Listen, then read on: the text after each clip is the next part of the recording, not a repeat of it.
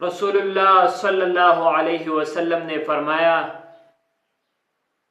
کہ جو شخص 40 دن تک اخلاص کے ساتھ عبادت کرے، اخلاص کے ساتھ، اللہ تعالیٰ اس کے دل سے، قلب سے حکمت کے چشمے جاری کر دیتے ہیں۔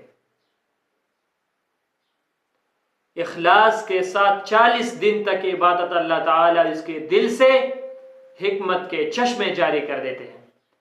دیکھیے ہمارے اکابرین یہ استدلال کیے ہیں یہاں سے 40 دن والا۔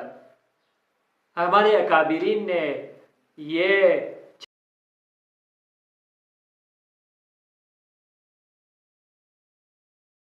اپنی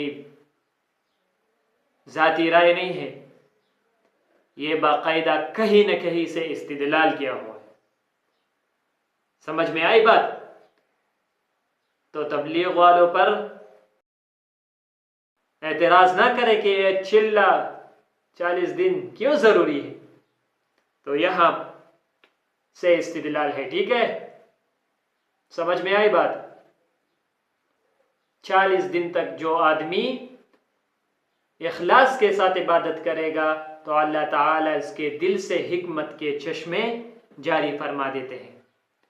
تو تبلیغ والوں نے بھی اسی طرح کیا ہے کہ 40 دن لگاؤ، خود کو صحیح کرو، خود کو برابر کرو، اور پھر دوسروں کو عمل کرنے کی اور آگے چل کر کام کرنے کی ہدایت بعد میں دے۔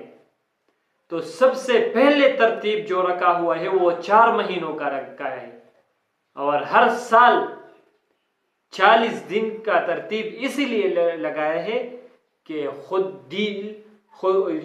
کا دل اور یہ قلب جب منور ہو جائے تو پھر دوسروں کو دعوت اور دوسروں کو اس راہ پہ لانا یہ آسان ہو جاتا ہے۔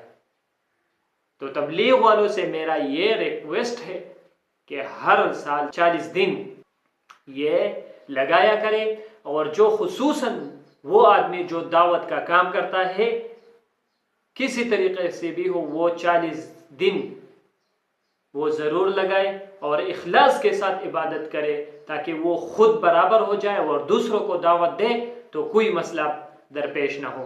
ہمارا خود بھی دل کر رہا ہے، لیکن مصروفیات ایسے ہیں کہ اجازت ہی نہیں دے رہا، لیکن ہمارا 40 دن کا اور 4 مہینے کا اور خصوصاً سال کے سفر کا بہت زیادہ امید ہے، اور انشاءاللہ اللہ تعالیٰ توفیق دے، اور آپ بھی ہمارے لیے دعا کریں کہ اللہ تعالیٰ ہمیں قبول فرمائے۔